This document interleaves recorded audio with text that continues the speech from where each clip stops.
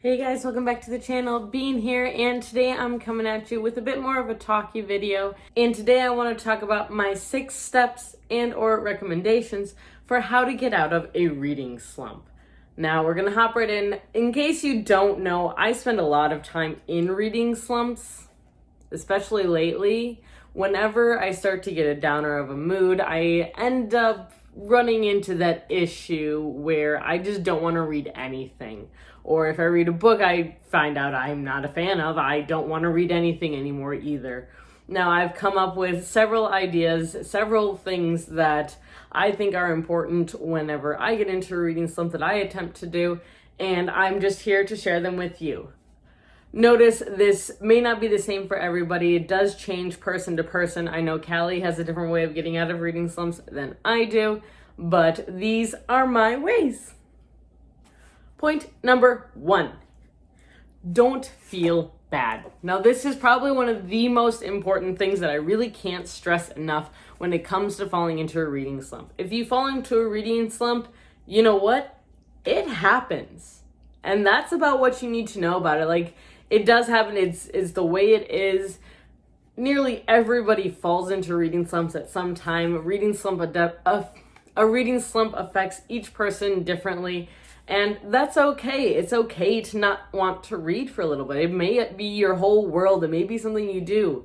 But it's okay to not want to do your favorite thing sometimes. I promise. And if you need permission, consider this permission. I'm an adult, legally.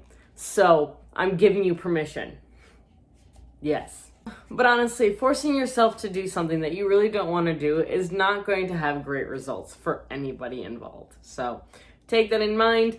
Don't force yourself to read.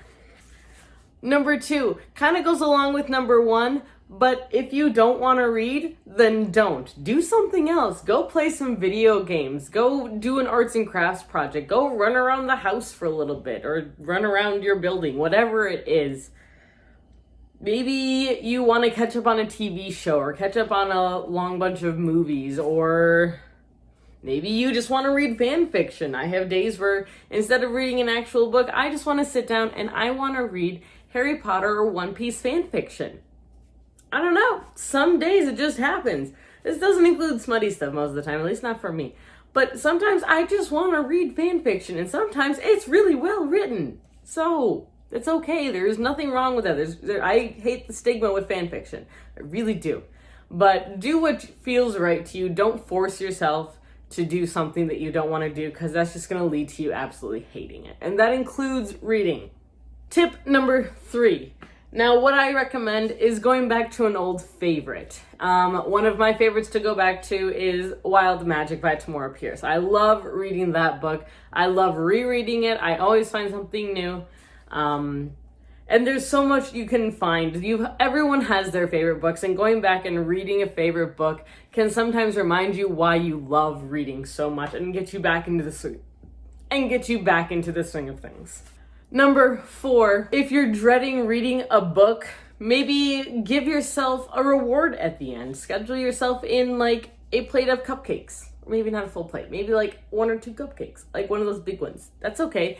Or, you know what? Eat a whole cake. Just do that. Just reward yourself. Then you'll have the good feelings that go with reading a book again. Not to mention, sometimes my rewards for reading a book is to go get another book. So, can never have too many books, as my bookshelves keep telling me that I'm wrong, but I'm going to ignore them, per usual. So, but don't force yourself to read something you don't want to. If it's something you need to read for school, read part of it and then put it down. Read part of it, put it down. Kind of make yourself a timetable. And that takes us into step 5. Now, for step 5, I recommend setting aside a certain amount of time each day to read. If that means you're setting aside 20 minutes because the kids are down, or you've got some free time between classes, whatever it is, and you have some time to sit down and read a book, go read that book. Honestly, it'll end up feeling a lot better later, and you'll feel better about yourself because you were able to get in those 5 pages, those 10 pages, or those 20 pages, depending on how fast you read. And that's okay. Don't let speed bother you. But I'm going to add a little subcategory, which is audiobooks. If you are struggling for time and you are struggling for time to sit down and actually read a book, pop in a pair of headphones instead of listening to that music that you wanted to listen to or listening to that podcast, put on an audiobook. I mean, some of my favorites are some detective stories to listen to. I always listen to Agatha Christie. That is my favorite way of reading her books. I always listen to Janet Ivanovich. And most of my favorite authors, I actually end up listening to an audiobook at one point or another, just because I'm able to do other things, like clean the house. I'm able to make dinner. I'm able to do these things while I'm technically still reading. So that's always a good point as well.